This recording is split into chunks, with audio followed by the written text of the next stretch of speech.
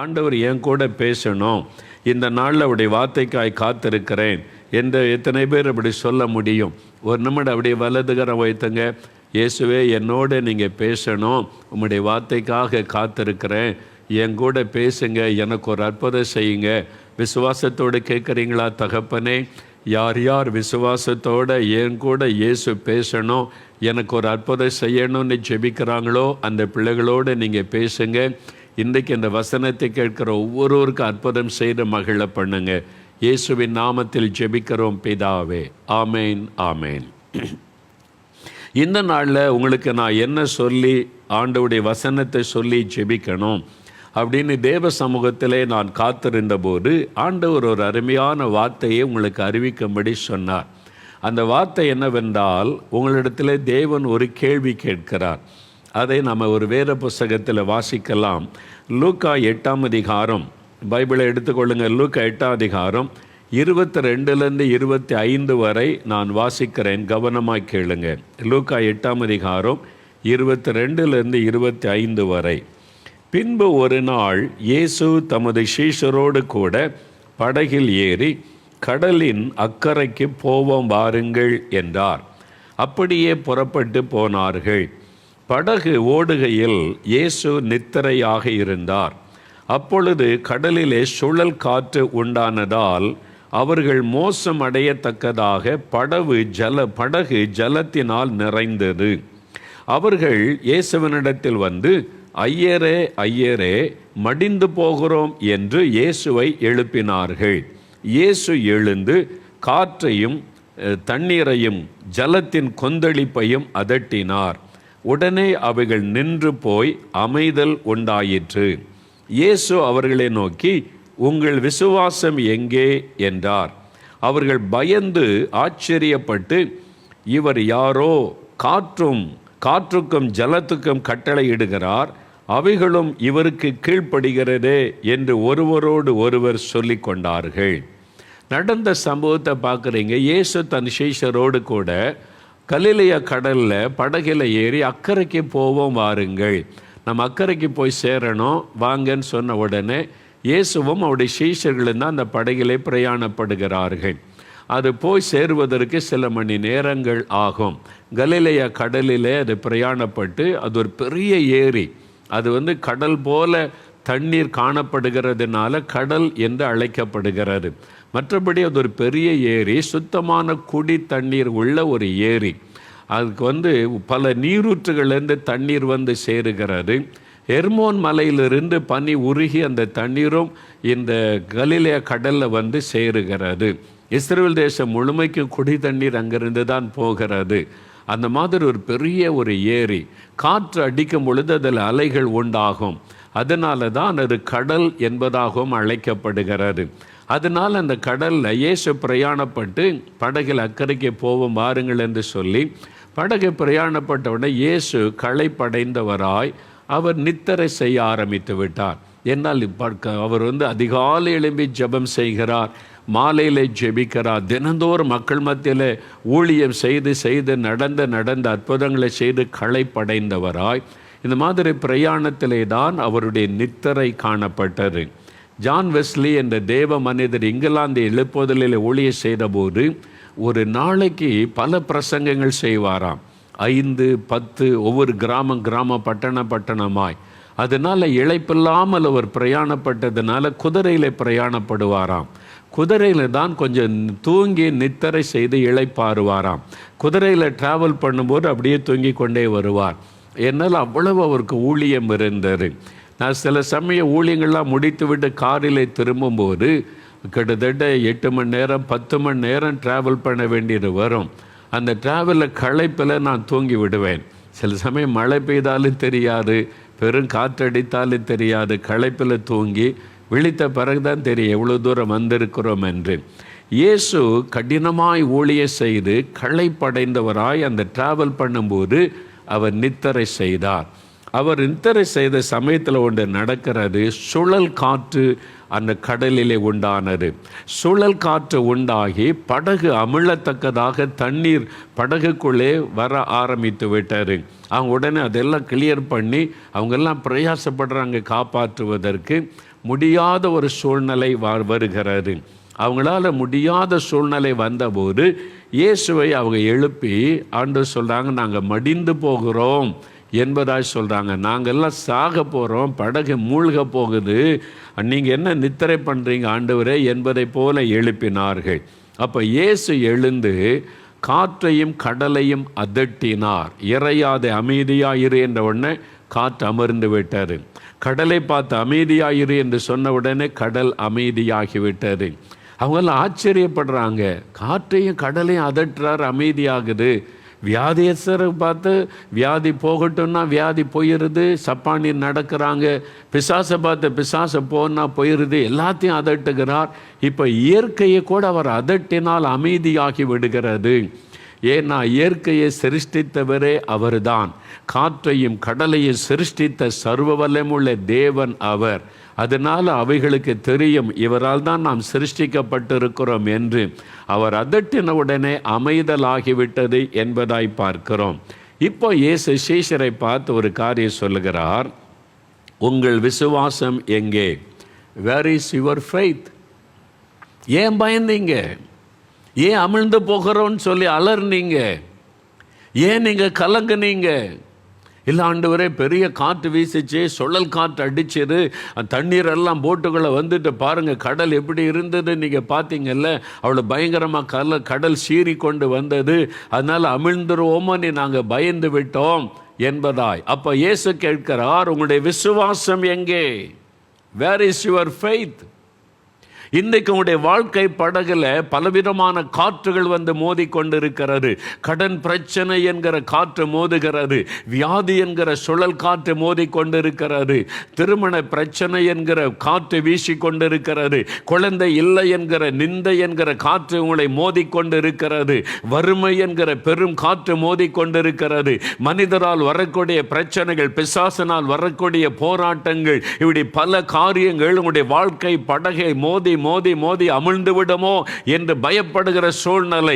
நீங்கள் கலக்கத்தோடு காணப்படுகிறீர்கள். என்னமாய் முடியுமோ, என்னமாய் ஆகுமோ என்பதாய் கலங்கி கொண்டிருக்கிறீர்கள். நாங்கள் அமிழ்ந்து விடுவோமோ, நாங்கள் மரித்து விடுவோமோ, இனி அவ்வளவுதானோ என்று கலங்குகிறீர்கள். ஆண்டவர் கேட்கிறார், உங்களுடைய விசுவாசம் எங்கே? Where is your faith? நீங்க ஏன் பயப்படுறீங்க? ஏன் கலங்குறீங்க? சூழ்நிலை பார்த்து நீங்க கலங்க காரணம் என்ன? ஆண்டவர் கேள்வி கேட்கிறார், உங்களுடைய விசுவாசம் எங்கே? அதுக்கு என்ன அர்த்தம்? எந்த போராட்டம் வரட்டும், எத்தனை சுழல் காற்று வரட்டும், எத்தனை கொந்தளிப்பு வரட்டும், நீங்கள் விசுவாசமாக இருந்தால் மேற்கொள்ள முடியும். நீங்கள் விசுவாசத்தோடு இருந்தால் ஜெயிக்க முடியும். நீங்கள் விசுவாசத்தோடு இருந்தால் நீங்கள் தாண்டி செல்ல முடியும், போய் அக்கறை சேர முடியும். பாதியில் நீங்கள் அமிழ்ந்து போக மாட்டீங்க. அதற்கு தேவன் எதிர்பார்க்கிற காரியம் விசுவாசம். விசுவாசம், உங்களுடைய விசுவாசம்.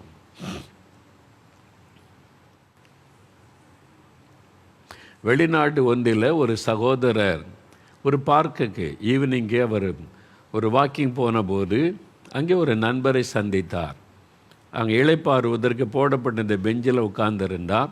இவர் பார்த்தா அவருடைய ஷர்ட்டில் ஒரு ஃபிஷ், மீன் வந்து ஒரு செய்து அதை பின்னில் குத்தி இருந்தார். பேட்ஜ் மாதிரி, பேட்ஜ் அணிவாங்கல்ல, அது மாதிரி.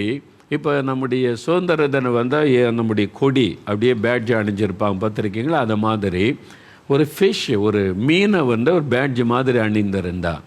இவர் பார்த்தார், புதுசாக இருக்கே, இந்த மாதிரி நான் எங்கேயும் பார்த்ததே இல்லை, ஃபிஷ்ஷை வந்து பேட்ஜ் அணிந்திருக்கீங்களேன்னு அப்படி பார்த்துட்டு, நீங்கள் இது என்னது கேட்டார். ஃபிஷ், எதுக்கு நீங்கள் இந்த ஃபிஷ்ஷை வந்து பேட்ஜை அணிஞ்சிருக்கிறீங்க, அதில் ஏதாவது விசேஷம் இருக்கான்னு கேட்ட உடனே அவர் சொன்னார், நான் வந்து ஒரு கப்பல் கேப்டனாக பணி செய்தவன். கடலில் தான் எங்களுடைய வாழ்க்கையில் பாதி நாட்களுக்கு மேலே கடலில் பிரயாணப்பட்டு ஒவ்வொரு தேசமாக போகும்போது ஒரு நடந்த சம்பவம் என் வாழ்க்கையில் மறக்க முடியாதது. அதை நினைவு கூறும்படி தான் இந்த ஃபிஷ்ஷை நான் வைத்திருக்கிறேன்னு சொன்னார். அப்படியா, என்ன காரியம் சொல்லுங்களேன்னு கேட்ட உடனே அவர் சொல்ல ஆரம்பித்தார். ஒரு நாள் கப்பலில் அவங்களுடைய கப்பல் நடுக்கடலில் போய் கொண்டிருக்கும்போது பெரும் காற்று வீச ஆரம்பித்தது, மழை பெய்ய ஆரம்பித்தது, சூழ்நிலைகள் ஒரு மாதிரி ஆகிவிட்டது, கப்பல் ஆட ஆரம்பித்தது. எங்கோ ஒரு இடத்துல பாறையில் எங்கே அடிபட்டு கப்பல் அடித்தளத்திலிருந்து தண்ணீர் உள்ளே வர ஆரம்பித்து விட்டார். எங்கோ ஒரு இடத்துல ஓட்டை விழுந்து அல்லது கீறல் ஏற்பட்டு கப்பலுக்குள்ளே தண்ணீர் வர ஆரம்பித்தார். அது இந்த மாதிரி அவசர நேரத்தில் தண்ணீர் அப்புறப்படுத்தி அதுக்கான மோட்டர் அதெல்லாம் வச்சுருப்பாங்களாம். அது வைத்து தண்ணீரை வெளியேற்ற ஆரம்பித்தால் தண்ணீரை இவங்க வெளியேற்றுவதை விட அதிவேகமாக தண்ணீர் உள்ளே வருகிறது. அப்போ கப்பல் ஆபத்தான சூழ்நிலைக்கு போய் கொண்டிருக்கிறது. மூழ்கக்கூடிய நிலைமை ஆகிவிடும். இப்படியே சில மணி நேரம் போனால் அந்த நடுக்கடலிலே கப்பல் மூழ்கி போய்விடும். அந்த அளவுக்கு தண்ணீர் வந்து கொண்டிருக்கிறாரு. இவங்க பண்ணின முயற்சி எல்லாம் பிரயோஜனப்படாமல் போய்விட்டார். அப்போ இந்த கேப்டனாக அவர் யோசித்தார், பெரிய ஆபத்து, இன்னும் சில மணி நேரங்கள் தான் தாக்கு பிடிக்கும், அதன் பிறகு கப்பலுக்குள்ளே முழுவதும் தண்ணீர் வந்து மூழ்கிவிடும், என்ன செய்வதென்று குழப்பமான நிலைமை. அவர் போய் தேவ சமூகத்தில் முழங்கால் படியிட்டாராம். அந்த கப்பலில் இருந்த சில ஜெபிக்கக்கூடிய தேவ பிள்ளைகளை கூப்பிட்டு, இந்த நேரத்தில் ஆண்டவர் ஒருத்தர் தான் நமக்கு உதவி செய்ய முடியும், மற்றபடி இந்த ஆபத்திலிருந்து நம்ம தப்பித்து கொள்ள மார்க்கம் இல்லை, நம்ம ஜெபிக்கலாம் என்று சொல்லி அந்த விசுவாசிக்கிறவங்க மட்டும் முழங்கால் படியிட்டு இயேசுவை நோக்கி கூப்பிட்டாங்க. ஆண்டவரே, ஆபத்தான நிலைமையில் இருக்கிறோம், எங்கள் கப்பல் மூழ்குகிற நிலைமையில் இருக்கிறது, எங்களுக்கு உதவி செய்யும் என்று ஜெபம் பண்ணினார்கள். சில நம்முடைய நேரம் விசுவாசத்தோட இந்த இக்கட்டான நேரத்தில் நடுக்கடலில் கப்பல் மூழ்கி கொண்டிருக்கிற டைமில் ஜெபத்தில் என்ன நடக்க போகிறது? அவங்க முயற்சி பண்ணின எல்லாமே தோல்வி, அதனால் இனி தப்பித்து கொள்ள வழியற்ற நிலைமை. அந்த நேரத்தில் வேறு ஏதாவது கப்பல் மூலமாக நம்ம உயிர் தப்பணும், அதை தானே பார்க்கணுன்னு மற்றவங்களுக்கெல்லாம் யோசனை. என்ன கேப்டன் முழங்கால் போட்டு ஜெபம் கொண்டு இருக்கிறார் என்று. ஆனால் இவர் விசுவாசத்தோடு எந்த சூழ்நிலையிலையும் காப்பாற்றுவதற்கு ஒரு தேவன் இருக்கிறார் என்று சொல்லி விசுவாசத்தோடு அவர் ஜெபம் பண்ணினார். ஜெபித்த முடித்த உடனே கப்பலுக்குள்ளே வரக்கூடிய தண்ணீர் நின்று விட்டார். எவ்வளோ வேகமாய் தண்ணீர் உள்ளே வந்து கொண்டிருந்தோ அதை நிறுத்தப்பட்டு விட்டார். ஏற்கனவே நிறைய தண்ணீர் நிரம்பி விட்டதுனால எப்படி தண்ணீர் நின்றதென்று தெரியவில்லை. அப்போ அதுக்கு மேலே தண்ணீர் வராததுனால கப்பலுக்கு ஆபத்தில்லாத சூழ்நிலை உண்டானது. மெதுவாக அவங்களுடைய ட்ராவல் பண்ணி அதன் பிறகு ஒரு பட்டணத்தை அருகில் இந்த பட்டணத்துக்கு வந்து சேர்ந்தார்கள். சேர்ந்துட்டு அது எப்படி அந்த தண்ணீர் நின்றது? கேப்டனுக்கே ரொம்ப ஆச்சரியம். ஜெபம் பண்ணினவுடன் கப்பலுக்குள்ளே வந்து கொண்டிருந்த வேகமாய் வந்த தண்ணீர் நிறுத்தப்பட்டு விட்டது. அப்போ கப்பலுக்கு கீழே ஓட்டை விழுந்திருக்க வேண்டும். எப்படி அது அடைக்கப்பட்டது? எப்படி தண்ணீர் நின்று போனது? அது அறிந்து கொள்ள விரும்பினார். கரையில் வந்து சேர்ந்தபோது தண்ணீரை எல்லாம் அப்புறப்படுத்தி அவங்க பார்த்தபோது ஆச்சரியமான ஒரு காரியத்தை கண்டார்கள். ஒரு பெரிய மீன், ஒரு பெரிய சைஸில் ஒரு மீன் அந்த ஓட்டைக்குள்ளே வந்து அதை அடைத்து, அது ஒரு பாதி உள்ளே ஒரு பாதி வெளியே அந்த ஓட்டையை அதை அடைத்து விட்டார். அதனால தண்ணீர் உள்ளே வராமல் நின்று போனது. அவங்க ஆச்சரியமாக பார்த்தாங்க, இவ்வளோ பெரிய ஒரு மீன் இவ்வளோ பெரிய ஓட்டையை அடைத்து இந்த கப்பலை காப்பாற்றி இருக்கிறது. அப்போ தான் அந்த கேப்டன் நினைத்தாராம், யோனாவுக்கு ஒரு மீனை ஆயத்தப்படுத்தி அனுப்பினதை போல ஆண்டவர் ஜெபத்தை கேட்டு இந்த கப்பலை காப்பாற்றுவதற்கு ஒரு மீனுக்கு அவர் கட்டளையிட்டார். ஒரு மீனுக்கு இயேசு கட்டளையிட்டு இந்த கப்பலை போய் நீ காப்பாற்றணும், அந்த ஓட்டையை அடைத்து விடு என்று சொல்லி அந்த மீன் சரியாக அந்த ஓட்டைக்குள்ளே நுழைந்து அந்த ஓட்டையை அடைத்து விட்டது என்பதாய் அவர்கள் கண்டுபிடித்தார்கள். அவர் சொன்னார், ஆண்டவர் ஜெபத்தை கேட்டு ஒரு மீனை அனுப்பி எங்களை காப்பாற்றினார், அந்த கப்பலையே காப்பாற்றினார். அதற்கு அடையாளமாகத்தான் இந்த ஃபிஷ், இந்த மீனை நான் ஒரு பேட்ஜாக செய்து அதை அணிந்திருக்கிறேன். நான் அதை ஞாபகத்தில் வைத்து ஆண்டவர் செய்த அற்புதத்தை நான் ஞாபகப்படுத்தி கொள்ளுகிறேன். யாராவது அதை பற்றி கேட்டால் அதை பற்றி சொல்லுவேன் என்பதாய் சொன்னார். பார்த்தீங்களா, ஆண்டவர் ஒரு மீனுக்கு கட்டளையிட்டு அந்த பெரிய ஆபத்திலிருந்து காப்பாற்றினார். உங்களுடைய வாழ்க்கை படகு, பிரயாணப்பட்டு கொண்டிருக்கிற வாழ்க்கை படகு ஏதோ ஒரு ஆபத்தை சந்தித்து மூழ்கி கொண்டிருக்கலாம்.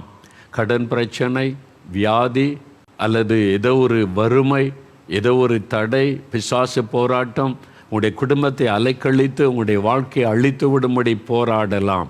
அற்புதங்களை செய்கிற ஆண்டவர் உங்களை அமைதி உண்டாக்கி உங்களை கரை கொண்டு போய் சேர்க்கும் வரைக்கும் துணை நிற்கிற ஒரு ஆண்டவர் இருக்கிறார். அதற்கு விசுவாசம். ஆண்டவர் எதிர்பார்க்கிற ஒரே ஒரு காரியம் விசுவாசம். பாருங்க, அவர் அந்த சூழ்நிலையில் விசுவாசத்தோடு முழங்கால் படியிட்டு ஜெபித்தார். ஆண்டவர் அற்புதம் செய்தார். இங்கே ஆண்டவர் கேட்கிறார், உங்களுடைய விசுவாசம் எங்கே? ஏன் நீங்கள் பயப்படுறீங்க? ஏன் கலங்குறீங்க? உங்களுக்குள்ள விசுவாசம் இல்லை. Where is your faith? உங்களுடைய விசுவாசம் எங்கே? கப்பலில் படகுல ஏறும்போது அக்கறைக்கு போக வாருங்கள்னு இயேசு சொன்னார். எப்படி ஏறினாங்க படகுல? ஒரு விசுவாசம். இயேசு கூட இருக்கிறாரு, அக்கறை போய் நம்ம சேர்ந்துடலாம். இயேசு கூட இருக்கிறார்ல, அவர் தானே நம்ம அழைக்கிறாரு, அவர் கூட தானே பிரயாணப்படுகிறோம், அக்கறை போய் சேர்ந்து விடுவோம். அந்த விசுவாசத்தில் தான் படகுல ஏறினாங்க. இப்போ பாதியில் சுழல் காற்று வந்து பாதிப்பு வந்த உடனே விசுவாசம் ஓடி மறைந்து விட்டார்.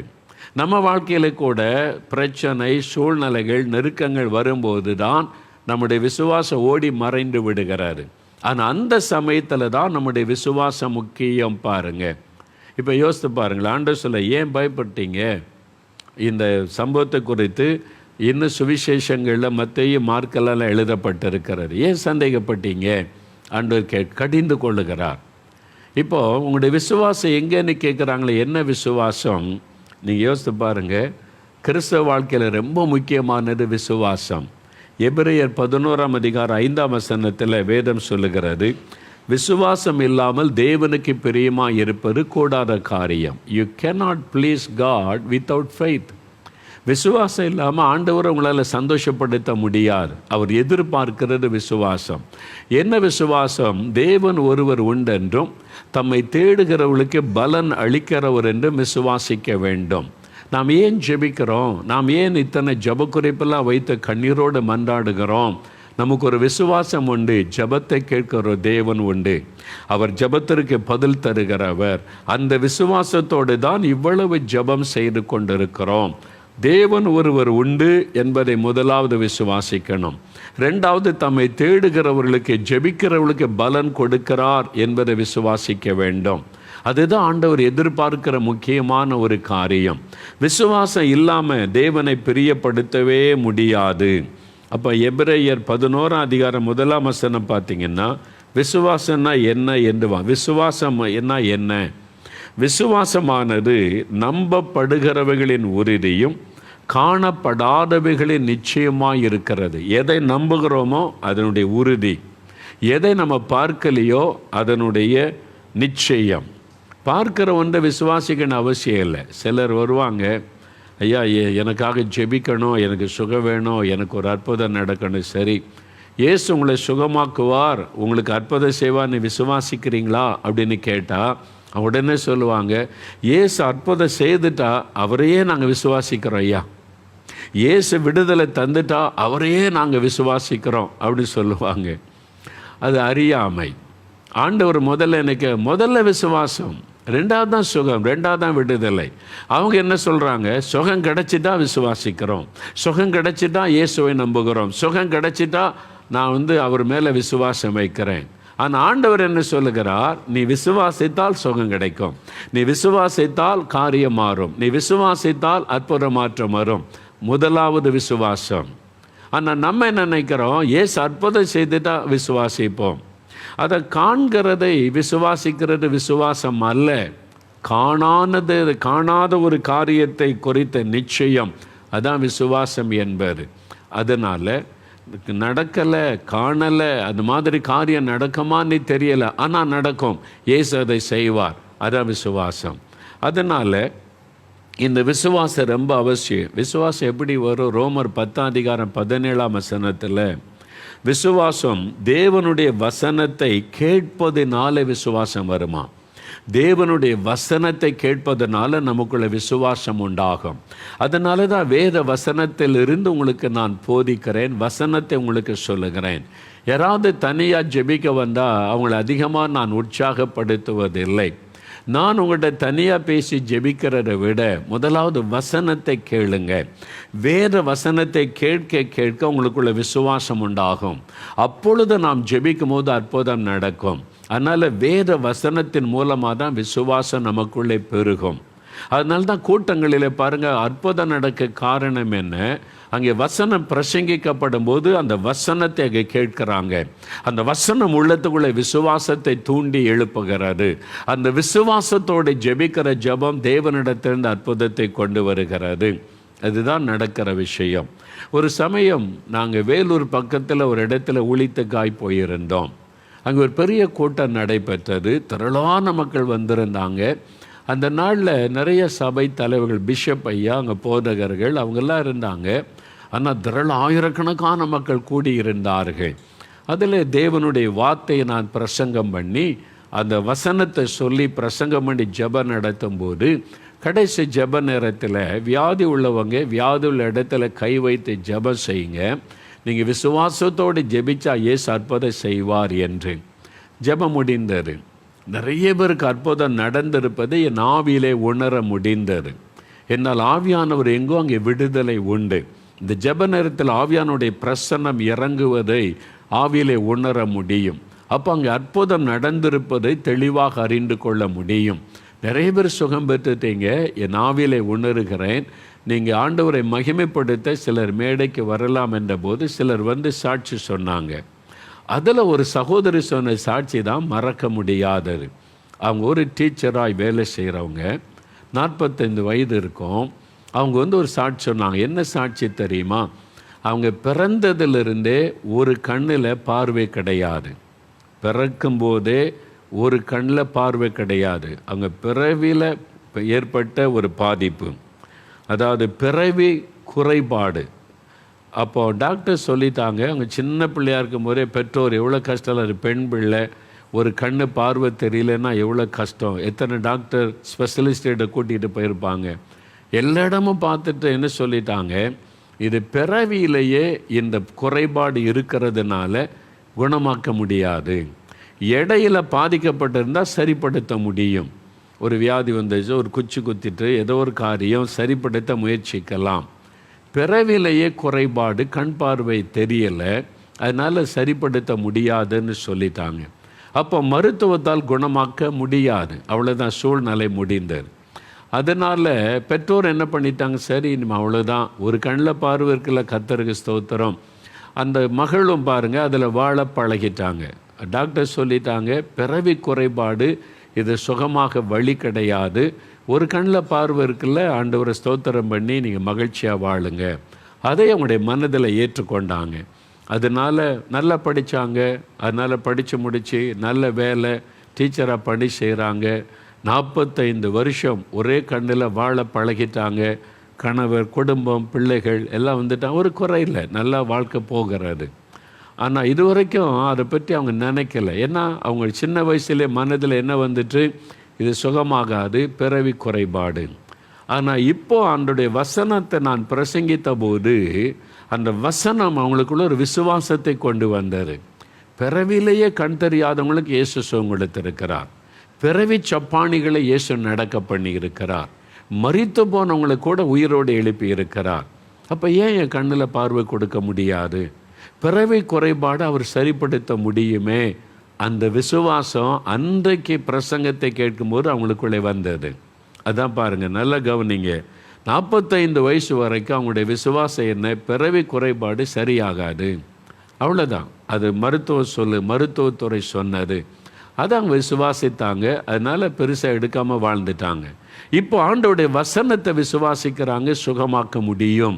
இயேசுவால் பிறவி அந்த பாதிப்பையும் சரிப்படுத்த முடியும் என்கிற வசனம் அவங்களுக்குள்ள கிரியை செய்தது. அப்போ அவங்களுக்குள்ள ஒரு விசுவாசம், இத்தனை வருடம் இல்லாத அளவு இப்போ அவங்களுக்குள்ள ஒரு விசுவாசம், என் கண்ணையும் இயேசு குணமாக்க முடியும், என் கண்ணிலையும் பார்வை கொடுக்க முடியும், பிறவி குறைபாடாக இருந்தாலும் இயேசு அற்புதம் செய்ய முடியும் என்கிற விசுவாசம் வந்தது.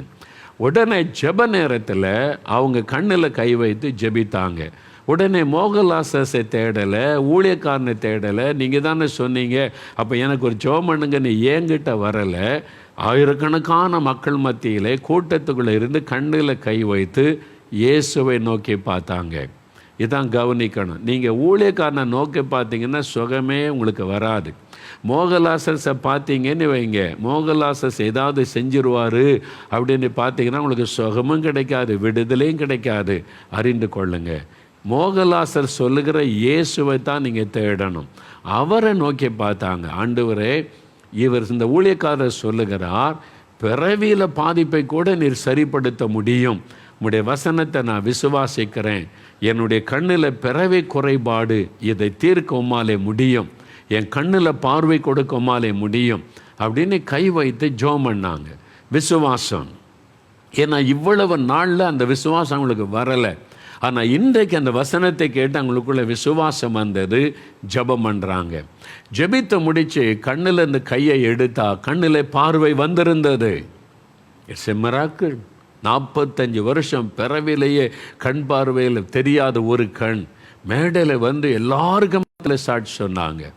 இந்த 45 வருஷமாக இந்த கண்ணில் எனக்கு குறைபாடு, கண் பார்வை இல்லை, பிறவிலேயே பாதிப்பு.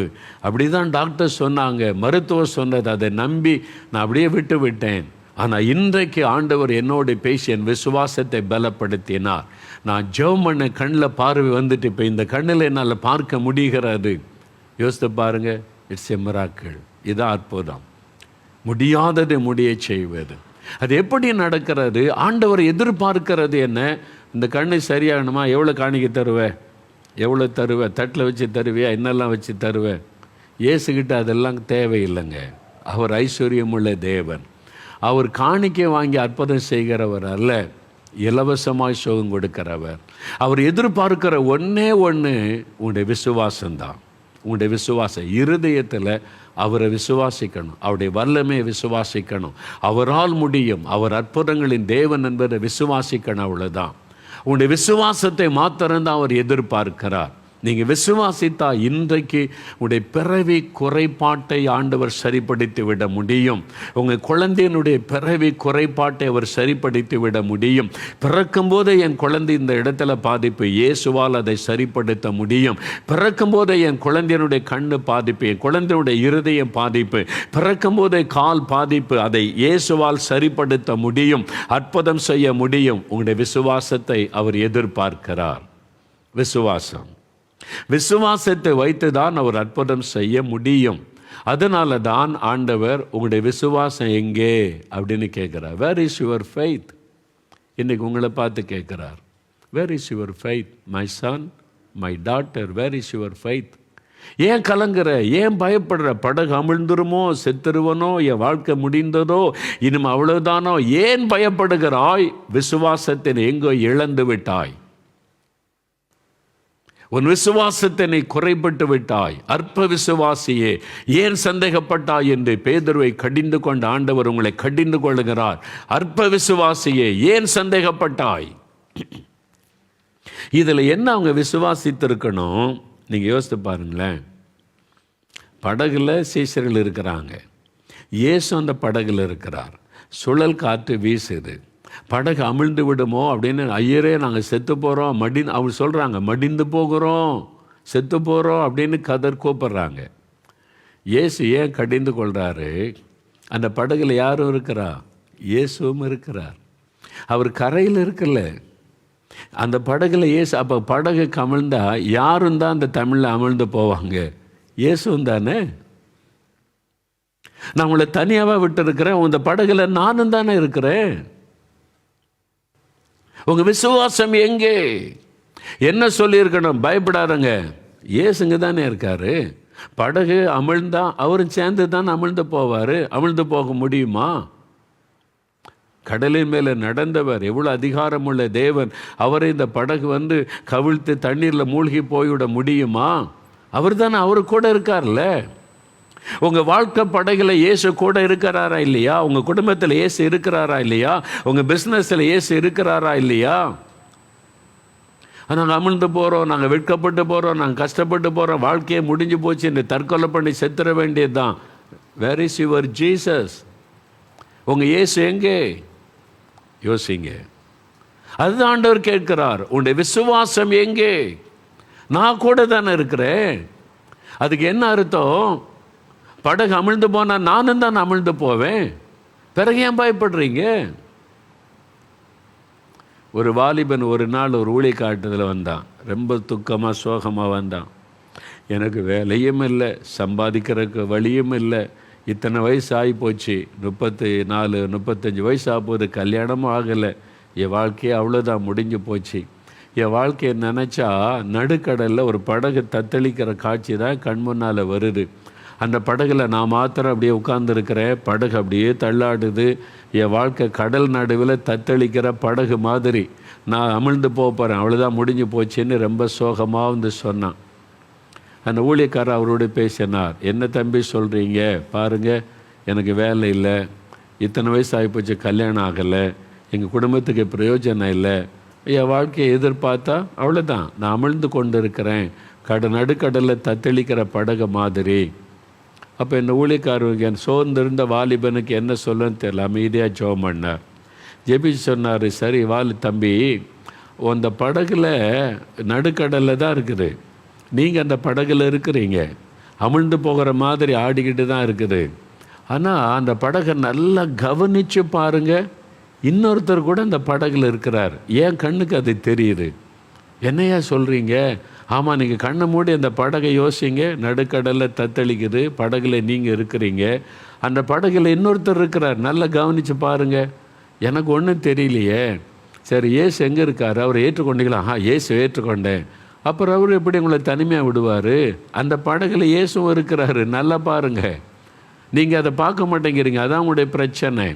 அந்த படகுல நீங்கள் மாத்திரம் தனிமையாக இல்லை, இயேசுவும் உங்களோடு கூட இருக்கிறார். ஏன்னா அவரை நீங்கள் ஏற்றுக்கொண்டு இருக்கிறீங்கல்ல, அவர் எப்படி உங்களை தனிமையாக விடுவார்? நான் உன்னை விட்டு விலகுவதும் இல்லை, உன்னை கைவிடுவதும் இல்லைன்னு வாக்கு கொடுத்துருக்கிறார்ல. அப்போ அந்த படகுல இயேசுவும் உங்களோடு கூட இருக்கிறார். படகு அமிழ்ந்து போனால் இயேசுவும் தான் அமிழ்ந்து போகணும், அமிழ்ந்து போக விட்டுருவாரா? கரை சேர்ப்பார், உங்களுக்கு உதவி செய்வார். முதல்ல அதை விசுவாசிங்க. இயேசு என் கூட இருக்கிறார், நான் தனிமையாக இல்லை, என் படகுல, என் வாழ்க்கை படகுல இயேசு கிறிஸ்து இருக்கிறாரு, நான் அமிழ்ந்து போக மாட்டேன். எத்தனை காற்றடித்தால் என்ன, எத்தனை புயல் வீசினால் என்ன, எத்தனை அலைகள் கொந்தடித்தால் என்ன, நான் மூழ்கி போக மாட்டேன். என்ன, இயேசு என்னோடு கூட இருக்கிறார். விசுவாசிங்க, அற்புதம் நடக்கும். அப்படியே கண் பிரகாசமடைய ஆரம்பித்தது. உண்மையாக சொல்கிறீங்க? ஆமாம், நல்லா பாருங்கள், விசுவாசத்தோடு பாருங்கள், உங்களுடைய விசுவாசம்தான் உங்களை பலப்படுத்த. அவர் யோசித்து இப்போ சந்தோஷமாக, ஆமாம், இயேசு என் கூட இருக்கிறாங்க, அப்போ அந்த படகுல இயேசு என் கூட இருக்கிறான், நான் அமிழ்ந்து போக மாட்டேன், என் வாழ்க்கை அமிழ்ந்து போகாது, எனக்கு ஒரு ஆசீர்வாதமான வாழ்க்கை இருக்குது, இயேசு அமைத்து தருவார், ஆண்டவருக்கு ஸ்தோத்திரம்னு சொன்னார். அவ்வளோதான், பயம் கலக்கெல்லாம் ஓடிவிட்டார். உங்கள் வீட்டில் இயேசு ஏற்று கொண்டு இருக்கீங்களா? இயேசு உங்கள் வீட்டுக்கு வெளியில் இருக்காரா, வீட்டுக்குள்ளே இருக்கிறாரா? உங்கள் வாழ்க்கைக்கு வெளியில் இயேசு வச்சுருக்கீங்களா, உங்கள் வாழ்க்கைக்கு உள்ள உங்களுடைய இருதயத்தில் இயேசு வச்சுருக்கிறீங்களா? அவரை வெளியே வச்சுருந்தா நீங்கள் ஆபத்தில் இருக்கீங்க தான், ரொம்ப கஷ்டம், டேஞ்சர். இயேசு உங்களுடைய உள்ளத்தில் இருந்தார்னா, உங்கள் படகுல இருந்தால்னா நீங்கள் சேஃப், பாதுகாப்பாக இருக்கீங்கன்னு அர்த்தம். ஏன்னா அவர் இருக்கும்போது அவர் எப்படி எது கவிழ்க்க முடியும்? சும்மா பயப்படுத்துகிற மாதிரி சுழல் காற்று வீசும், கடல் கொந்தளிக்கு எல்லாம் நடக்கும், ஆனால் அமிழ்த்தி விட முடியாது. ஏன்னா சர்வ வல்லமையுள்ள ஆண்டவர் உங்கள் கூட இருக்கிறாரு. நான் ஊழியத்தின் ஆரம்பத்தில் ஊழியத்துக்கு ஒப்பு கொடுத்த போது நிறைய நிந்த பாடு உபத்திரம் வந்த உடனே ரொம்ப சோர்ந்துட்டேன். என்னை விட்டுருங்க ஆண்டவரே, சாமி என்னை விட்டுருங்க, நான் இந்த முழு நேர ஊழியத்துக்கெல்லாம் வரல, அதுக்கு தான் நான் வேண்டான்னு சொன்னேன். இந்த மாதிரி இல்லாத பொருளாலாம் பேசுகிறாங்க. நான் சொல்லாததை சொன்னதா, செய்யாததை செய்ததா? அப்போவே 75லே நான் அதை பார்த்துட்டேன். அதனால் என்னை விட்டுருங்க ஐயா, இந்த ஊழியமே எனக்கு வேண்டாம், ஏதாவது நான் வேலை பார்த்துட்டு ஞாயிற்றுக்கிழமைன்னா உங்களுக்கு ஊழியம் செய்கிறேன். அப்படி செஞ்சால் பாருங்களேன், யாருமே ஒன்றும் பேச மாட்டாங்க. ஏதோ ஒரு வேலை செய்கிறாரு, ஊழியம் செய்கிறாருன்னு. முழு நேர ஊழியத்துக்கு வந்தால் தான் யார் வேணாலும் பேசலாம். அதனால் என்னை விட்டுருங்க சாமின்னு ஆண்டவர் என்கிட்ட பேசினார். மகனே, நீ என் ஊழியத்துக்கு வந்த நிந்தை பாடு உபத்திரம் வரும், அது இல்லாமல் ஊழியம் கிடையாது. ஆனால் ஒன்று நீ அறிந்து கொள், உனக்கு முன்னால் நான் நடக்கிறேன், உனக்கு முன்னால் நான் இருக்கிறேன். உனக்கு வரக்கூடிய பாடு, நிந்தை, அவமானம் எல்லாமே என்னை தாண்டி தான் உன்கிட்ட வரணும். அதை முதல்ல நீ அறிந்து கொள். நான் உனக்கு முன்னால் நடக்கிறதுனால எல்லாமே முதலாவது என்னைத்தான் தாக்கும், என்னை தாண்டி தான் உங்ககிட்ட வர முடியும். நான் முன்னடக்கிற ஆண்டவர் இல்லை, பிறகு ஏன் பயப்படுற அப்படின்னு சொன்னார். அதனால் உனக்கு வரக்கூடிய நிந்தை அது எனக்கு வந்தது, உனக்கு வரக்கூடிய பாடு எனக்கு வந்தது. எனக்கு தானே நீ ஊழியம் செய்ய வந்திருக்கிறேன், நான் தானே கூட இருக்கிறாமா, அப்போ அது எனக்கு வந்தது. ஆண்டவர் அதை கற்றுக் கொடுத்த உடனே என்னை சந்தோஷமாக ஒப்பு கொடுத்தேன். அதனால இப்போ யாராவது உட்காந்து எனக்கு விரோதமாக திட்டுறான் பேசுகிறான்னா எனக்கு சிரிப்பாக இருக்கும். ஏன்னா நான் இல்லை, மோகன்லாஸை செத்து எத்தனை வருஷம் ஆச்சு. எனக்குள் இருப்பவர் இயேசு. அவன் இயேசுவை தான் திட்டுகிறான், அவன் இயேசுவை தான் ஏசுகிறான், அவன் இயேசுவுக்கு விரோதமாகத்தான் பேசுகிறான். அப்படி தான் இயேசு என்னை கற்றுக் கொடுத்தார். அதனால் எதுவும் என்னை அசைப்பதில்லை, எதுவும் என்னை கலங்க பண்ணுவதில்லை, எதுவும் என்னை முடக்கி போட்டு விடுவதில்லை. அவன் இயேசுவை திட்டுறான், நமக்கு என்ன? அப்படி தான் இயேசு சொல்லி கொடுத்தார். இது அவர் வாசம் பண்ணுகிற ஒரு படகு, அவர் அங்கே இருக்கிறாரு. அதனால சுழல் காற்று அவரை கவிழ்த்து விட முடியாது. அதனால தான் ஆண்டவர் கேட்கிறார், வேர் இஸ் யுவர் ஃபெய்த்? உன் விசுவாசம் எங்க? இயேசு கூட இருக்கிறாரு, படகுல இருக்கிறார். அது எப்படி அது அமிழ்ந்து போகும்? அந்த விசுவாசம் உனக்கு இல்லையா? இயேசு உங்க கூட இருந்தா, உங்க வீட்டில் இருந்தா, உங்க குடும்பத்தில் இருக்கிற கடன் பிரச்சனை அவரை சார்ந்தது.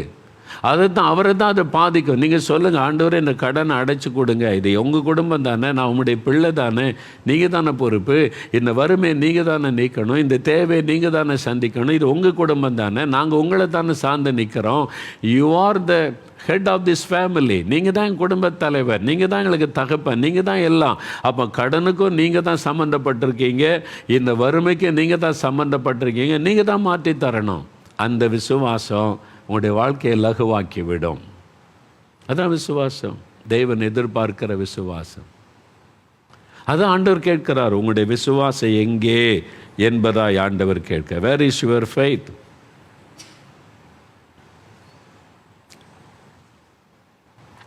யோசித்து பாருங்க, உங்களுடைய விசுவாசம் எங்கே?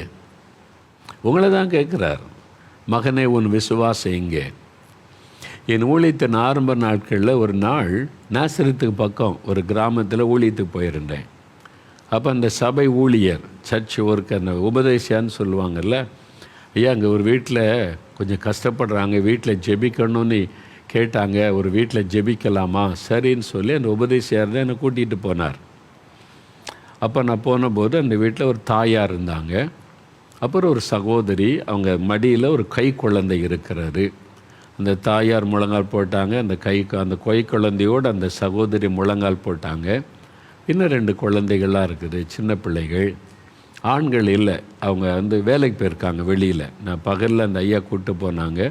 அந்த உபதேசியார் நானும் இருக்கிறோம், ஜெபிக்கலான்னு முழங்கால் போட்டு அங்கே ரொம்ப துக்கமாக சோகமாக இருந்தாங்க. அந்த தாயார் சரி, முக்கியமாக அந்த சகோதரி ரொம்ப துக்கமாக இருந்தாங்க. அவருடைய மனதின் துக்கம் முகத்தில் தெரிந்தது.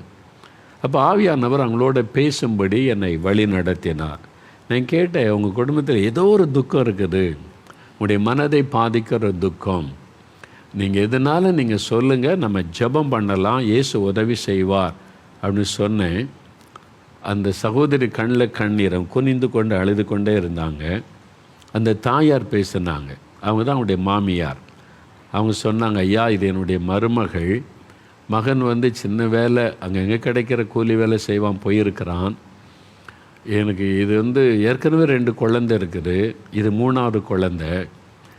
ஏற்கனவே உள்ள 2 குழந்தைக்கு சரியான சாப்பாடு கொடுக்க முடியல, ட்ரெஸ் வாங்கி கொடுக்க முடியல, நாங்கள் வறுமையில் ரொம்ப கஷ்டம். அந்த மகன் போய் கஷ்டப்பட்டு வேலை செய்து ஏதோ கொஞ்சம் சம்பாதிச்சுட்டு வர்றதை வச்சு நாங்கள் ஏதோ வாழ்க்கை நடத்துகிறோம். இந்த கஷ்டத்துக்கு மத்தியில் 3வது ஒரு குழந்தைய ஆண்டவர் தந்துட்டார்.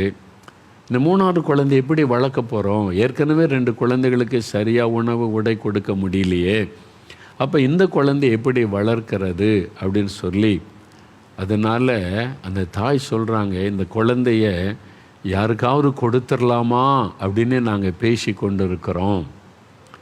யார் மகன் மருமகள் எல்லோரும் தான் சேர்ந்து பேசுகிறாங்க, இந்த குழந்தை யாருக்காவது கொடுத்து யாராவது வளர்க்கட்டும், நம்ம குடும்பத்திலிருந்து கஷ்டப்பட போதே அப்படின்னு சொல்லி. அந்த பெற்றெடுத்த தாய்க்கு எப்படி இருக்கும்? நான் பார்க்குறேன், அந்த சகோதரி கொஞ்சம் அழுதுகிட்டே இருக்காங்க, கண்ணீர் வடிந்து கொண்டே இருக்கிறார்.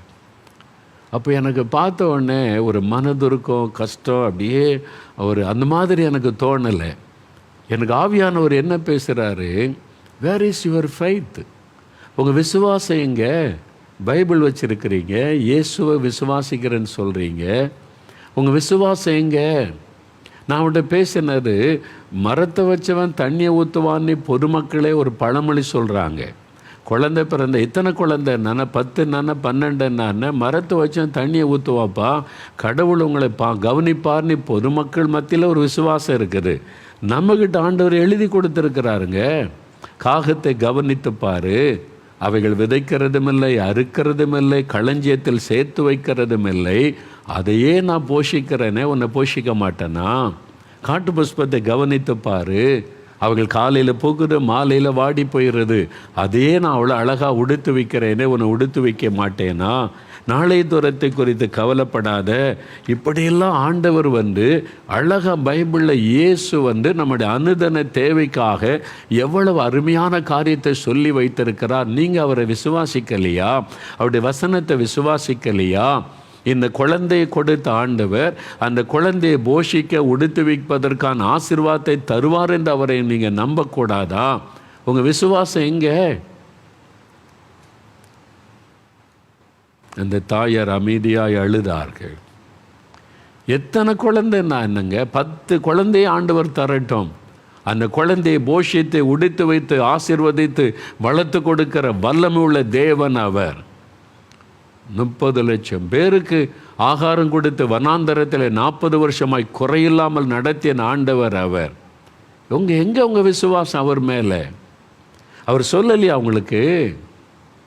இல்லை 3வது குழந்தை பிறந்தா என்னால் காப்பாற்ற முடியாது, ஏதோ 2 குழந்தைன்னா ட்ரெஸ் எல்லாம் தர முடியும், சாப்பாடு தர முடியும், 3வது குழந்தையா இதுக்கு மேலே என்னால் காப்பாற்ற முடியாத, பரலோகத்தில் பணம் எல்லாம் இல்லை அப்படின்னு சொல்லுவாரா? என்ன நினைக்கிறோம்? நம்ம ஆண்டவரை பற்றி என்ன நினைத்திருக்கிறோம்? என்ன விசுவாசம் அவர் மேலே வச்சிருக்கிறோம்? உங்களுடைய வறுமை, உங்களுடைய கடன் பிரச்சனை, உங்களுடைய பண பிரச்சனை, உங்களுடைய குடும்பத்தின் நெருக்கம், அந்த சுழல் காற்று, புயல், அந்த பெரிய அலைகள் எழும்பி அமிழ்த்து விட ஒரு மாதிரி காணப்படுகிறது. இதெல்லாம் பார்த்து பயந்துட்டீங்களா? இதையெல்லாம் அடக்கி அமைதல் படுத்தக்கூடிய ஒருவர் அதே படகுல உங்களோட இருக்கவில்லையா? உங்கள் குடும்பத்தில் அவர் இல்லையா? உங்களுடைய வாழ்க்கையில் அவர் இல்லையா? உங்களை போஷிக்கிறவர், உங்களை உடைத்து வைக்கிறவர், உங்களுடைய தேவைகளை சந்திக்கிறவர், உங்கள் மேல் அக்கறை உள்ள ஒரு தேவன், உங்களுடைய தலையின் மயிரை கூட எண்ணி வைத்திருக்கிறாராம். அவ்வளவு கரிசனையுள்ள ஒரு தகப்பன் உங்களுக்கு இல்லையா? பின் எங்கே போச்சு உங்களுடைய விசுவாசம்? அதை தான் ஆண்டவர் கேட்கிறார். உங்களை பார்த்தேன் கேட்கிறார். நான் உனக்கு ஒரு வேலை தர முடியாதா? நான் உனக்கு ஒரு பிஸ்னஸ் தர முடியாதா? நான் உன் பிள்ளைகளை படிக்க வைக்க முடியாதா? நான் உன் பிள்ளைகளை போஷிக்க முடியாதா? நான் உன் ஊழியத்தின் தேவையை சந்திக்க முடியாதா? எல்லாம் என்னால் முடியும்.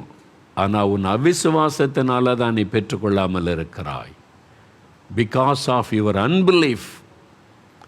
நீ சந்தேகப்பட்டு நீ என்ன தேடாமல் சூழ்நிலை பார்க்கறதுனால தான் நீ பயந்து அமிழ்ந்து கொண்டிருக்கிற சூழ்நிலையில் இருக்கிறாய். ஆண்டவர் சொல்கிறார்.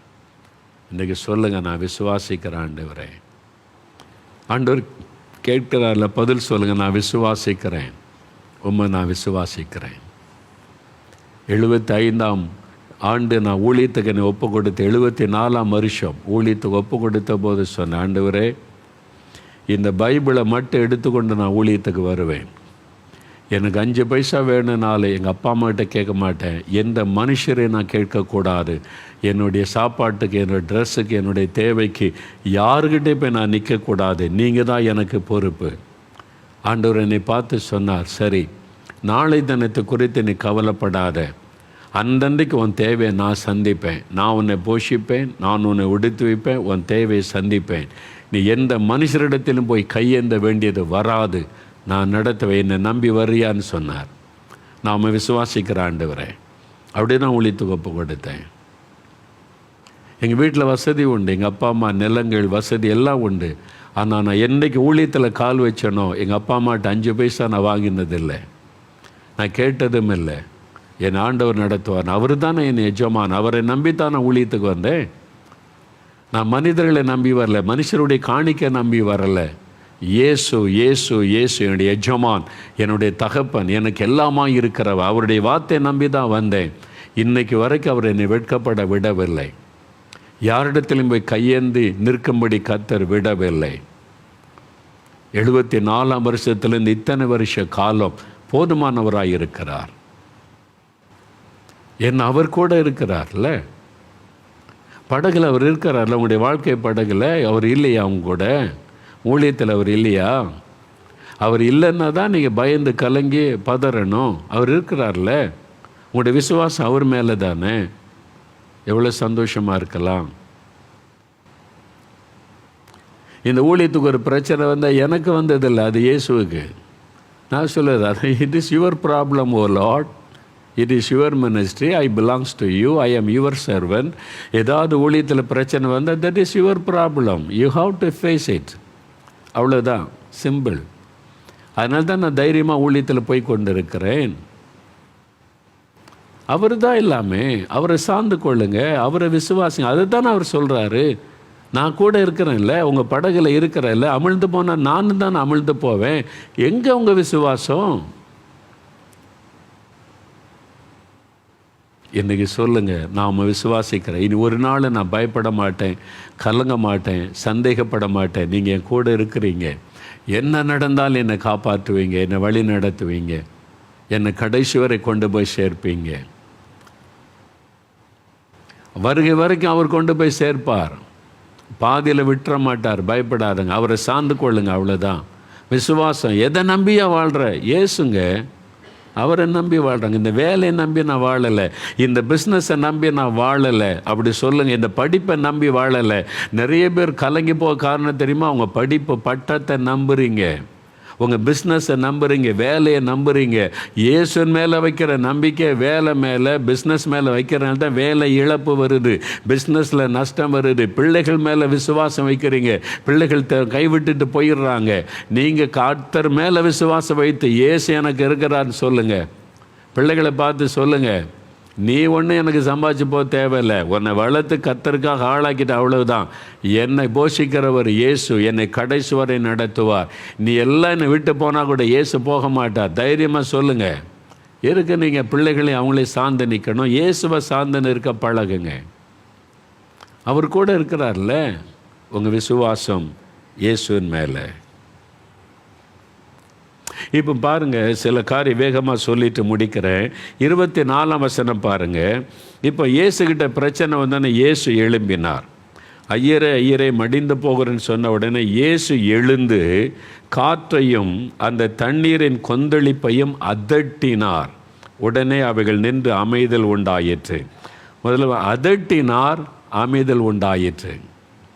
அவரை பார்த்து, ஐயோ காற்றடிக்குதா, ஐயோ பெருங்காற்றா, பெரிய கொந்தளிப்பா. உடனே அவர் பாருங்கள் என்ன பண்ணினார். உடனே பயந்த நடுங்கி என்ன பண்ணலாம், பிதாகிட்ட கேட்கலாமா அப்படிலாம் இல்லை, அதட்டினார், அமைதியாரு. அவ்வளோதான், அமைதி ஆயிட்டு.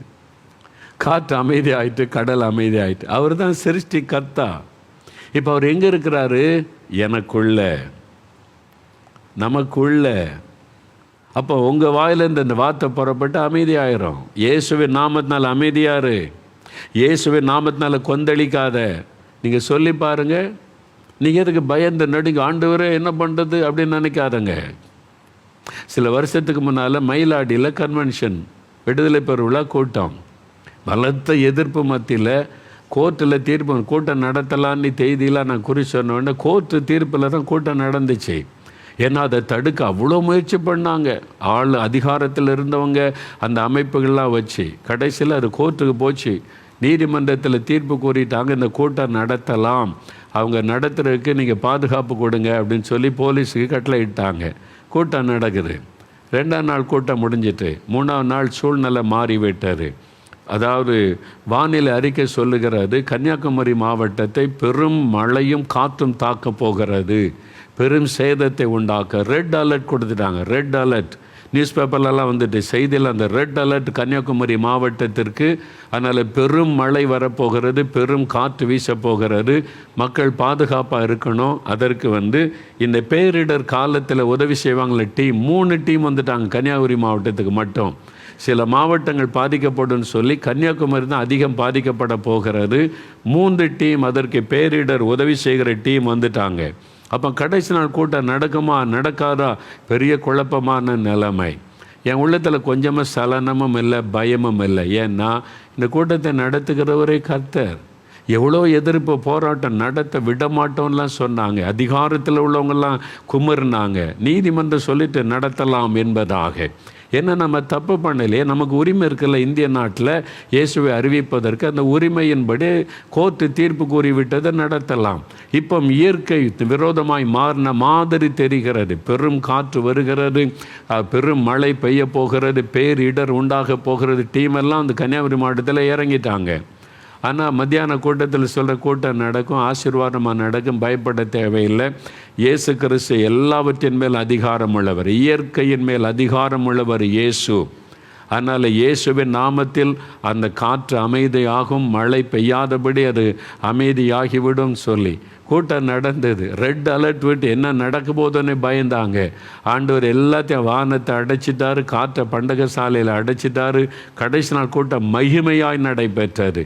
எப்படிங்க நடந்துச்சு? நிறைய பேருக்கு ஆச்சரிய கேள்வி அதுதான். இந்த மாதிரி எல்லா இடமும் பாதிக்கப்பட்டு இருக்கிறது. எல்லா இடமும் மழை, தண்ணீர், காற்று.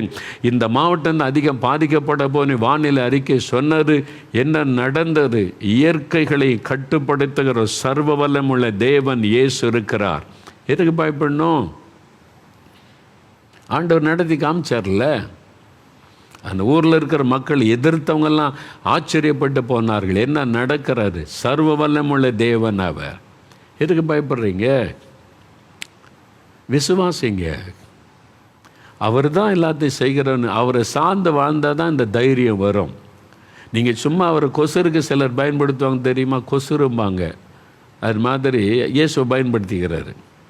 தேவைன்னா மட்டும் ஆண்டவர் எங்களுக்கு இது மட்டும் அற்புதம், அப்புறம் ஒதுக்கி வச்சிடுறாரு. இயேசுக்கு முழு சுதந்திரம் கொடுங்க. என் குடும்பமே அவருக்கு சொந்தம், எங்கள் வீடு அவருக்கு சொந்தம். அவர் தான் எங்களுக்கு எஜமான், அவர் தான் எங்களுக்கு தகப்பன், அவர் தான் எங்களுக்கு எல்லாம், அவர் தான் நடந்து. முழு உரிமை அவர்கிட்ட கொடுங்க. அப்போ தான் உங்களுக்கு பயம் வராது, தைரியம் வரும். நான் ஏன் இவ்வளோ தைரியமாக இருக்கேன்னா, இந்த இயேசு உடிக்கிற ஊழியம் அவருடையது.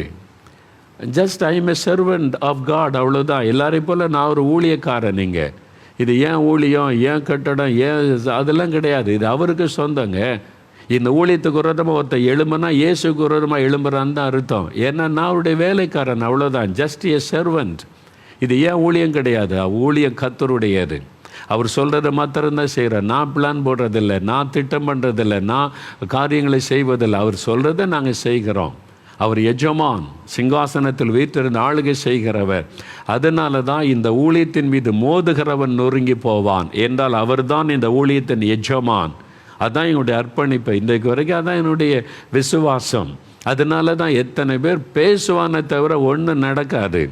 அவன் உட்காந்து பேசிக்கிட்டே இருப்பான், கத்திக்கிட்டே இருப்பான், அவ்வளோதான். ஆனால் இங்கே ஊழியத்தில் ஒன்றா கர்த்தர் ஆசீர்வதிச்சுக்கிட்டே இருப்பார். பிசாசனுடைய எந்த திட்டமும் இங்கே பலிக்காது. ஏன்னா இந்த ஊழியம் கர்த்தருடையது. இந்த ஊழியம், this ministry belongs to Jesus, I belongs to Jesus, அவ்வளோதான். இதான் என்னுடைய விசுவாசம். ஊழியம் அவருடையது, நாங்கள் வேலைக்காரங்க தானே. அப்போ இந்த ஊழியத்துக்கு விரோதமாக ஒருத்த மோத, நாம் இயேசுக்கு விரோதமாய் மோதுகிறவன். அவரை மோதி யார் ஜெயிக்க முடியும்னு நினைக்கிறீங்க? ரோம சாம்ராஜ்யமே ஜெயிக்க முடியல இயேசுகிட்ட, செதறி போய்விட்டது. எத்தனையோ ராஜ்யங்கள் எழும்பினது, இயேசுவை இல்லாமல் அழிச்சிருவோன்னு. ஒருத்தர் இன்னைக்கு இல்லை. இயேசுடைய ராஜ்யம் மாத்திரம் நிற்கிறது. அவர்கிட்ட மோதி ஒரு அரசாங்கமும் ஜெயிக்க முடியாது, ஒரு மனிதனும் ஜெயிக்க முடியாது. அது எனக்கு தெரியும். அதனால தான் அவரை சார்ந்து கொள்ளணும். ஏன் இஷ்டப்படி ஊழியம் செய்தால் நீ செய்துக்கன்னு ஒதுங்கி விடுவார். நீங்கள் குடும்பத்தை அவர் கையில் ஒப்பு கொடுங்க, பிஸ்னஸ் அவர் கையில் ஒப்பு கொடுங்க, உங்கள் லைஃப் அவர் கையில் ஒப்பு கொடுங்க. அவர் தான் எல்லாம் அப்படின்னு அர்ப்பணிச்சிங்கன்னா பயமே இருக்காது. அவர் எழும்பி அதட்டுவார், நீங்களே அதட்டலாம். இயேசுவின் நாமத்தினால இந்த ஊழியம் இயேசுவுக்கு சொந்தம். எழும்பாத, இயேசுவின் நாமத்தில் அமைதியாருன்னா வாய் மூடிடுவான் பிசாசு, அவ்வளோதான். எழும்ப முடியாமல் ஆக்கி விடுவார். அது மாதிரி அதட்டினார், அமைதல் ஆயிற்று. நீங்கள் பாருங்கள், பிசாசு அவர் அதட்டினார், விலகி ஓடிவிட்டார். அதட்டுங்க, அப்பாலே போ சாத்தானே, அப்படி இயேசு சொன்னார்ல மத்தேயு 4:10 அப்பாலே போ சாத்தானே நீ விரட்டினார். அதோடு ஓடி போயிட்டான் கொஞ்ச நாள். அப்பப்போ அவனை விரட்டணும். அது மாதிரி பிசாசு உங்களை குடும்பத்துக்கு விரோதமாக மோதி பார்ப்பான், பிரச்சனை உண்டாக்குவான், பொல்லாத மனிதரை எழுப்புவான், உங்களை சோர்ந்து போக பண்ண, முடக்கிவிட என்னென்ன உண்டை எல்லாம் செய்வான். இயேசுவின் நாமத்தினாலே உன்னை அதட்டுகிறேன், அப்பாலே போ இயேசுவின் நாமத்தினாலே. இயேசுவின் நாமத்தினால் அமைதியாயிரு. நீங்கள் சொல்லி பாருங்கள், அமைதல் உண்டாயிரும். அதட்டுங்க, அமைதல் உண்டாகிவிடும். அவ்வளோதான். அதுதான் ஆண்டு சொல்கிறார். அதட்டுறீங்களா இன்னைக்கு?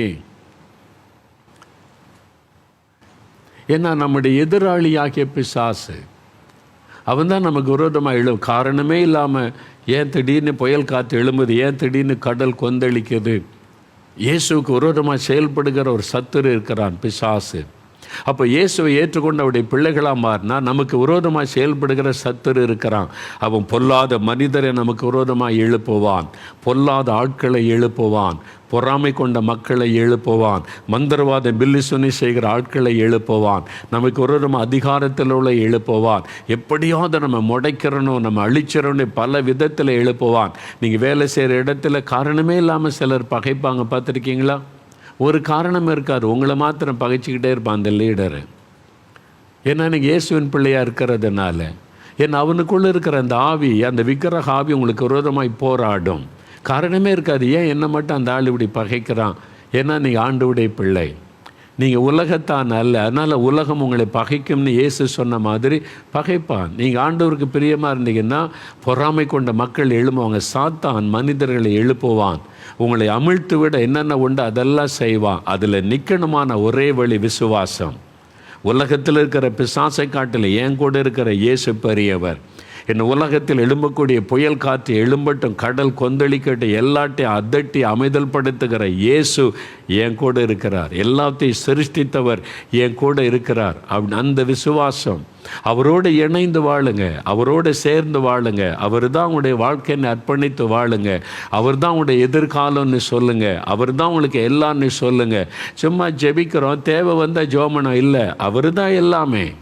லைஃப் அவருடையது, அவரை தான் சார்ந்து வாழுகிறோம். அவர் தான் எங்களுடைய தலைவர், அவர் தான் எங்களுடைய எஜமான், அவர் தான் எங்களுக்கு தகப்பன், அவர் தான் எல்லான்னு சொல்லுங்க. அந்த மாதிரி வாழ பழகிட்டீங்க. இந்த படகு கொந்தளிச்சா எதுக்கு சத்தம் போடுற? இங்கே இருக்கிற யார் தெரியுமா உனக்கு? காற்றை எறையிறியா? கடலை கொந்தளிக்கிறியா? உன்னை சிருஷ்டித்தவர் இங்கே இருக்கிறாரு. அவர் எழும்பினாரு, தொலைஞ்சிருவேன், அமைதியாரு அப்படின்னு பேதுரு சொல்லியிருந்தால் அது அமைதியாக அதே தான் இயேசு சொல்கிறார். உங்கள் விசுவாசம் எங்கே போச்சு? உங்கள் விசுவாசம் நீங்கள் என்ன சொல்லியிருக்கணும்? என்ன கடலை கொந்தளிக்கிறியா? எங்களை அமிழ்த்தலாம் நீ பாக்கியா? அமிழ்த்த முடியாது. இங்கே யார் இருக்கார் பார்த்தியா? உன்னை சிருஷ்டித்தவர் எங்கள் கூட இருக்கிறாரு. காற்று பயமுறுத்தி பார்க்குறியா? நீ ஒன்றும் பண்ண முடியாது. அவர் அதட்டின பண்டக சாலையில் அடைச்சி வச்சிருக்கிறவங்க இருக்கிறாரு, அவரை டிஸ்டர்ப் பண்ணார், ஓடி போயிரு அப்படி சொல்லி இருந்தால் அமைதி ஆகிருக்கும். இவங்க அதை செய்யலை. நம்ம நிறைய கிறிஸ்தவங்க அதை செய்யலை. அவங்க அதிகாரத்தை பயன்படுத்தலை.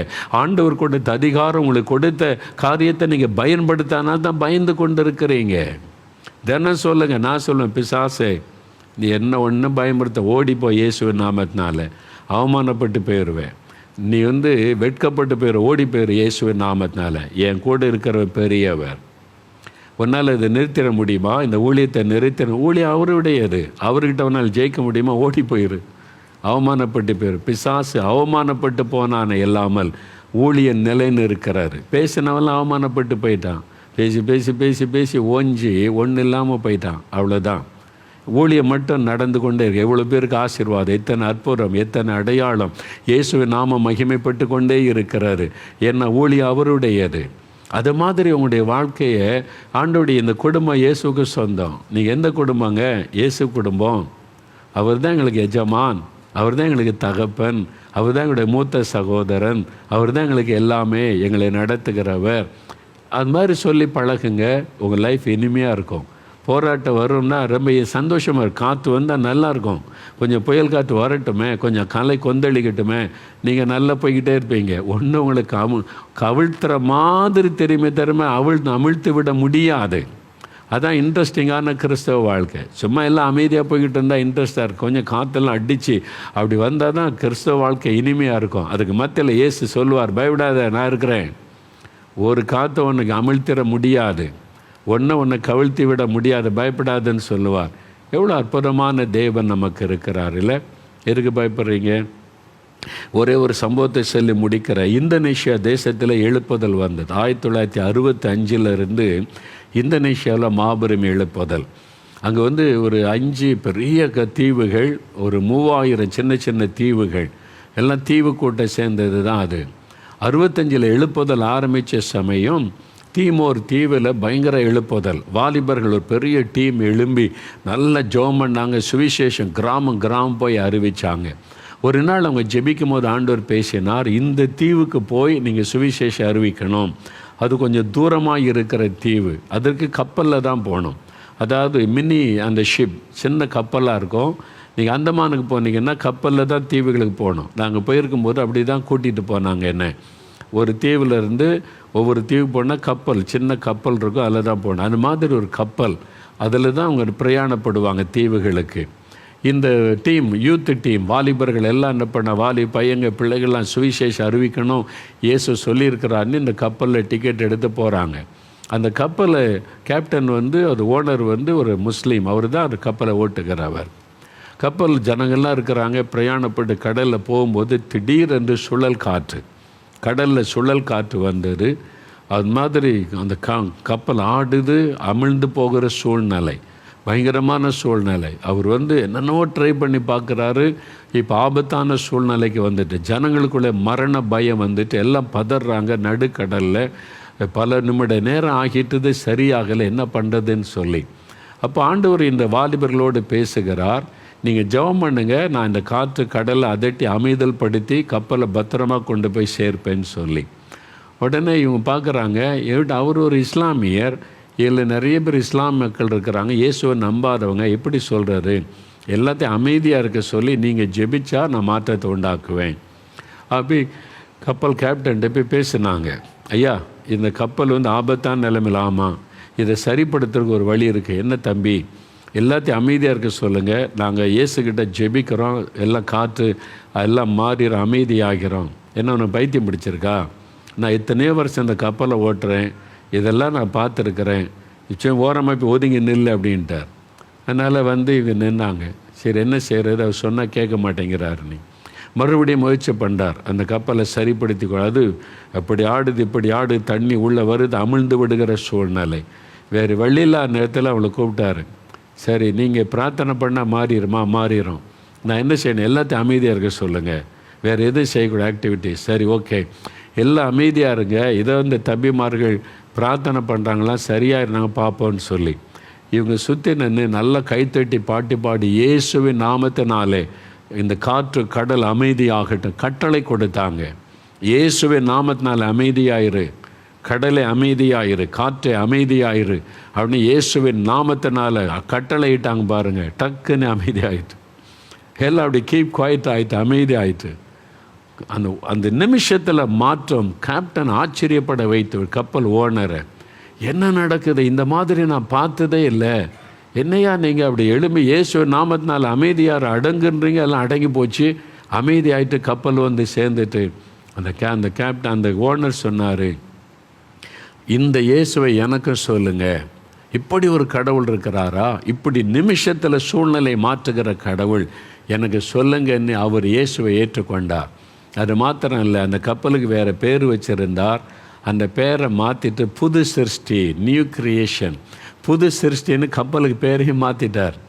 அவங்களுடைய வாலிபருடைய ஜெபம் பாருங்கள், ஆண்டவர் இன்றைக்கு அற்புதம் செய்கிறார்.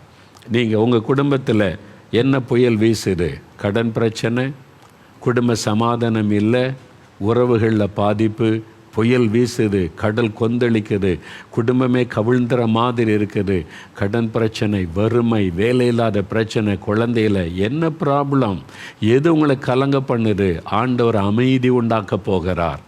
அது உங்கள் வாயில் இருக்குது. நீங்கள் விசுவாசத்தோடு எழும்பி நின்று அமைதியாயிரு, இறையாத அமைதலாறு, சாத்தானை என் குடும்பத்தை தாக்க உனக்கு அதிகாரம் இல்லை, இந்த குடும்பம் இயேசுவுக்கு சொந்தம், இயேசு கிறிஸ்துவின் நாமத்தில் சாத்தானை விலகி போ, இயேசு கிறிஸ்துவின் நாமத்தில் சாத்தானே உன்னுடைய கொந்தளிப்பை அதட்டுகிறேன், இயேசுவின் நாமத்தில் உன்னுடைய சுழல் காற்று அமைதலாயிரு, இயேசுவின் நாமத்தில் நீங்கள் அதட்டுங்க, அமைதலாயிரும்.